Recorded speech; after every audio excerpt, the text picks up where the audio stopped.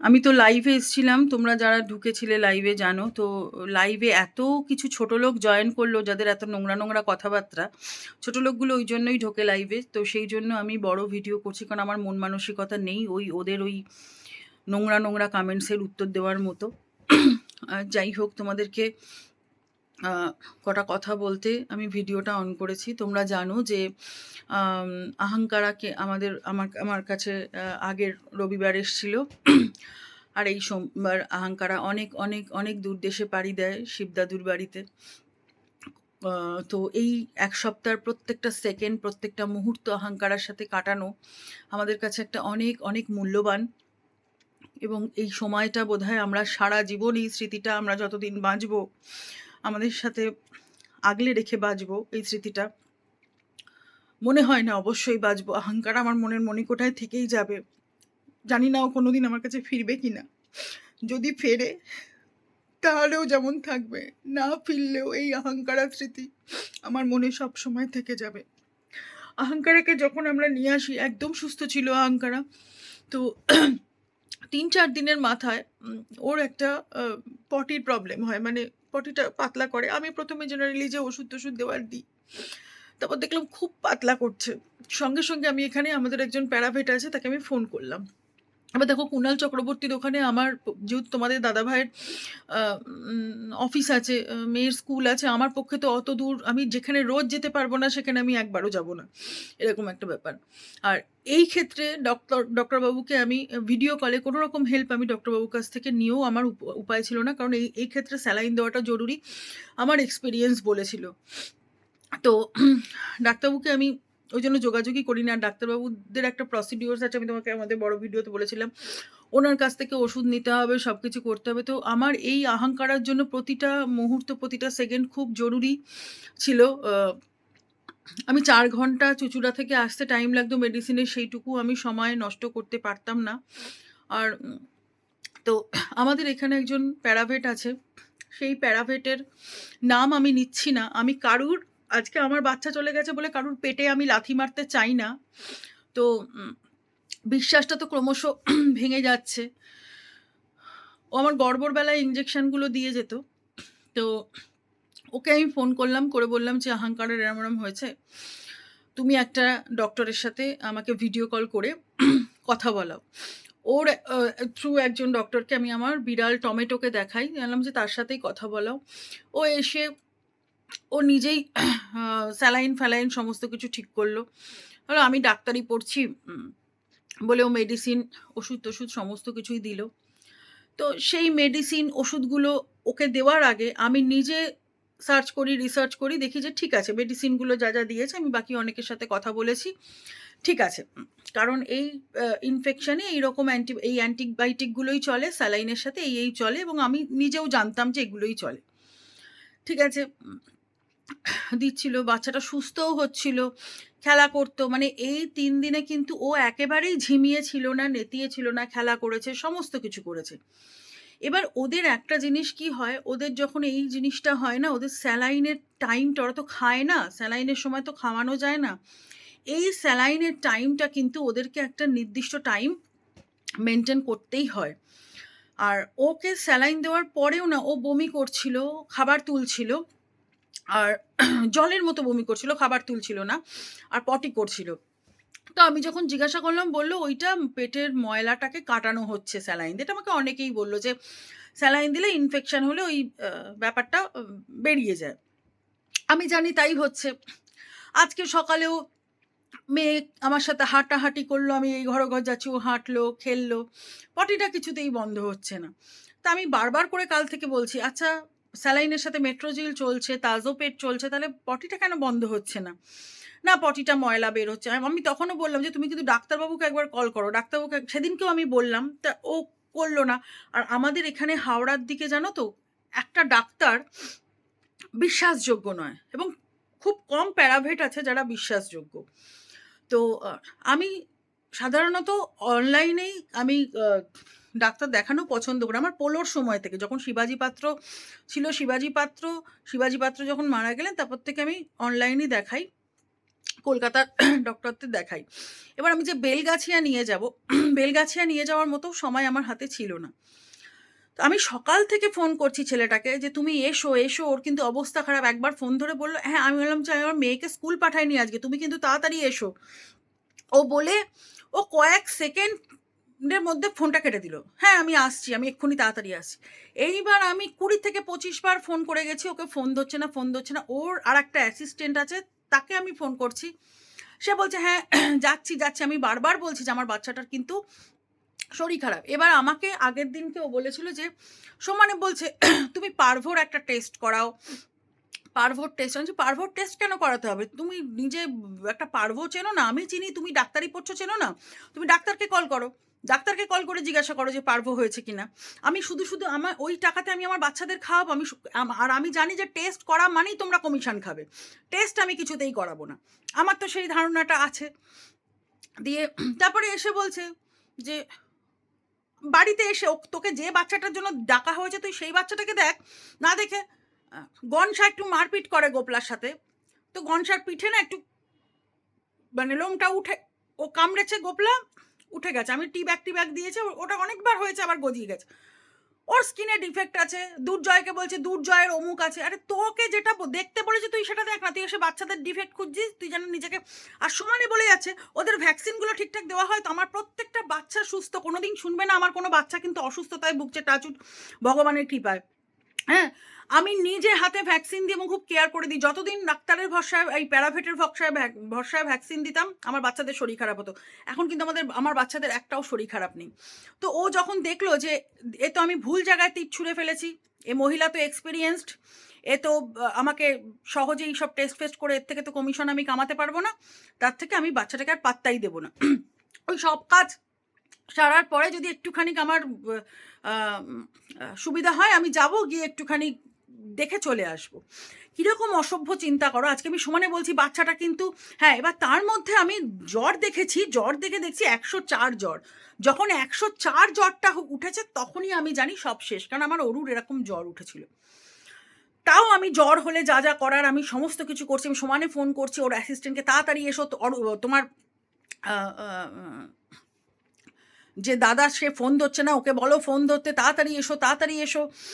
বাচ্চাটার খুব অসুবিধা হচ্ছে, বাচ্চাটার পাচ্ছে না। আমি বুঝতে পারছি ওকে স্যালাইনটা খুব প্রয়োজন, স্যালাইন দিলেই দাঁড়িয়ে।" মানে আমি এরকম দেখেছি, আমার কফি যখন ছিল বেঁচে, কফি তো অন্য কারণে চলে গেল, কিন্তু কফির এরকম ইনফেকশন হয়েছিল, কফি সুস্থ হয়ে গেছিল। মানে কফির না এরকম পুরো ঘাড় পড়ে যেত, স্যালাইনটা দিলেই আবার ও চেকে উঠতো। মানে স্যালাইন। আর আজকে সকাল থেকে আহাঙ্কারা কি করলো, একদম সর্ষের তেলের মতো পটি করছিল। সেটা দেখে আমার আরো ভয় লাগে যে ময়লা বেরোচ্ছে বেরোচ্ছে, কিন্তু সর্ষের তেলের মতো পটিটা কি কেন করছে। তারপরে আমি আবার ওকে ফোন করলাম, এলো না, এলো না। লাস্টে ন্যাকামো মারছে ১টা ১৫, তখন ফোন করে বলছে যে, "বৃষ্টি পড়ছে খুব, আমি দাঁড়িয়ে আছি, আমি যাচ্ছি।" বলে ওর ওই অ্যাসিস্ট্যান্টটাকে পাঠিয়েছে। সে একটা ছোট ব্যাগ নিয়ে এসছে, ছ্যাঁচড়ামো মারতে এসছে। ও ও জানে যে কি ওষুধ নিয়ে আসতে হবে, কি করতে হবে। ওটাকে একটা ছোট ব্যাগ নিয়ে, মানে ব্যাগে কিচ্ছু আনেনি। ও এসে বলছে, আমি তখন দেখছি বাচ্চাটা চলে গেছে। না, দেখি কি হয়েছে, দেখি মুখ দিয়ে ব্লাড বেরিয়ে বাচ্চাটার কি অবস্থা। আনছি দেখি কি হয়েছে। আমি যে একদম ছোবে না আমার বাচ্চার গায়ে। আমি ঘাড় ধাক্কা মেরে বার করে দেবো, "বেরিয়ে যাও বাড়ি থেকে, বেরিয়ে যাও, একদম ছোবে না। তুমি ওর গায়ে হাত দিয়ে তুমি আবার আমার কাছ থেকে পয়সা পয়সা নেবে।" তারপরে ওর এত পেছনে ভয় হলো যে ও আমাকে ফেসবুক থেকে ব্লক করে দিল। ওর ওই যে মেন যে, সে ব্লক করে দিল। ও জানে দিদি যদি বলে বা উনি যদি কিছু কাউকে বলেন, আমাকে ব্লক করে দিল। দেখো, আমার তো ওর পেট মেরে লাভ নেই, ওকে ভাতে মেরে আমার লাভ নেই। আমার বাচ্চা চলে গেছে, হারিয়ে গেছে। আমার বাচ্চা জানে যে আমি আমার বাচ্চার জন্য কি করেছি। আর তোমরা যারা আমাকে ভালোবাসো, আমাকে রেসপেক্ট করো, তোমরাও জানো যে আমি আমার বাচ্চাদের জন্য কি করি আর কি করতে পারি। হ্যাঁ, সুতরাং আমার বাচ্চাটা দেখে গেছে। আমার বাচ্চার দীর্ঘশ্বাস যদি পড়ে তাহলে ওর ওপরে পড়বে, আমার ওপরে পড়বে না। এবার কি করলো, আজকে যখন বাচ্চাটা যায় অবস্থা, তখন আমাকে ওই ডাক্তারবাবুর নাম্বারটা দিচ্ছে। আর ওই ডাক্তারবাবুর নাম্বারটা না, আমি যখন এই ফোনটা কিনি তখন ওই ডাক্তারবাবুর নাম্বারটা আমার ফোন থেকে হারিয়ে যায়। বহুবার বলেছি, "ডাক্তারবাবু ফোন নাম্বারটা দাও, ডাক্তারবাবু ফোন নাম্বারটা দাও।" কোনোদিন আমাকে দেয়নি। তারপরে আমি ডাক্তারবাবুর সাথে যখন কথা বলছি, তখন মানে ওর যায় অবস্থা, তখন ডাক্তারবাবু আমাকে বলল যে, "আপনি এত দেরি করে আমাকে ফোন করছেন?" আমি বলছি, "ডাক্তারবাবু, ও কিন্তু আমাকে নাম্বার দেয়নি। আপনাকে আমি যার থ্রু আগেরবারে কথা বলেছিলাম, সে আপনার নাম্বার আমাকে কিছুতেই দিতে চাইছিল না। আর আমি কি করব? কারণ আমাকে তো প্যারাভেটের উপর ভরসা করতেই হবে, এখানে তো ডাক্তারের সেরকম জায়গা নেই, আর ডাক্তার থাকলেও আমাকে প্যারাভেটের উপর ভরসা করতে হবে, কারণ আমি যে ডাক্তারের কথা এখন বলছি তিনিও কলকাতায় বসেন, তাহলে কলকাতা থেকে তো উনি স্যালাইন দিতে আসবেন না, স্যালাইন দিতে আমাকে এখানে লোকাল প্যারাভেটের কাছে নির্ভর করতে হবে। যাই হোক, আজকে অহংকার হারিয়ে যাওয়ারই দিন ছিল, এবং সত্যি কথা বলতে দেখো, আমার আগের নাটকও চলে যায়, যেদিন ওদের যাওয়ার থাকে সেদিন ওদের তো কেউ আটকাতে পারবে না, আফসোসটা হয়, খুব মায়ায় জড়িয়ে ফেলে।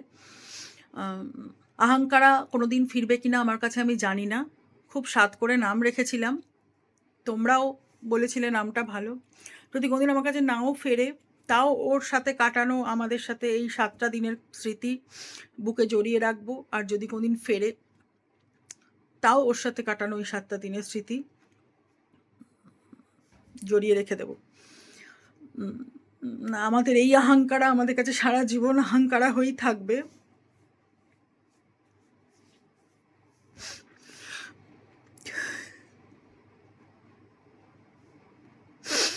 শক্ত তো আমাকে হতেই হবে বলো, বাকি বাজরাংদের জন্য, তাই না?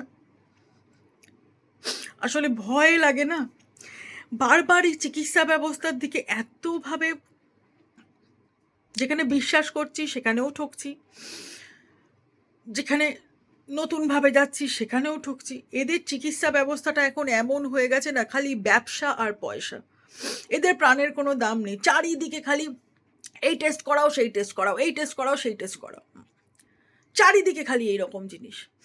তবে হ্যাঁ, আমি বলবো যে ডাক্তারবাবু আমাকে গর্বকে সুস্থ করে দিয়েছিল, আমার গোপলাকে সুস্থ করে দিয়েছিল, যে আমার আগের নাটককে সুস্থ করতে পারেনি, তবু আমি তাকে কৃতজ্ঞতা, হ্যাঁ তাকে আমি রেগে গিয়ে জানা তাই বলেছি, কারণ আমি আমার বাচ্চাদের প্রাণ যদি চলে যায় আমি কাউকে স্পেয়ার করি না, আমার বাবা মাকেও নয়, আমার বাবা মাও জানে যে আমার বাচ্চাদের কিছু যদি হয় আমি আমার বাবা মাকেও ছাড়ি না, তো সেখানে আমি জানা তাই বলেছি, তোমরা সবাই জানো, কিন্তু তবু আমি এইটাও বলেছি যে ডাক্তারবাবুর প্রতি আমি কৃতজ্ঞ, আমি ওই ডাক্তারবাবুর প্রতি এখনও কৃতজ্ঞ যে উনি আমার ওই বাচ্চাগুলোকে বাঁচিয়েছিলেন, কিন্তু এইটা নিয়ে আমি ওই ডাক্তারের উপরে এখনও ক্ষুব্ধ, যেমন কৃতজ্ঞ তেমনি ক্ষুব্ধ যে আমার নাটককে আমি হারিয়েছি।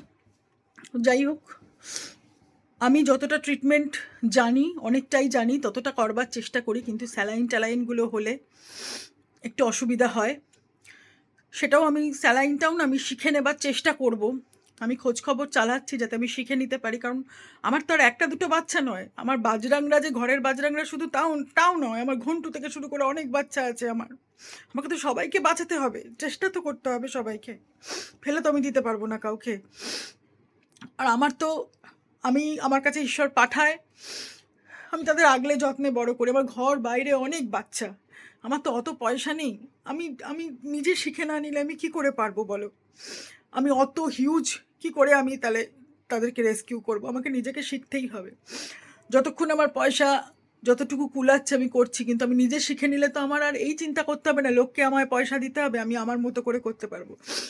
তোমাদেরকে শুধু একটা ঘটনা বলি, জানো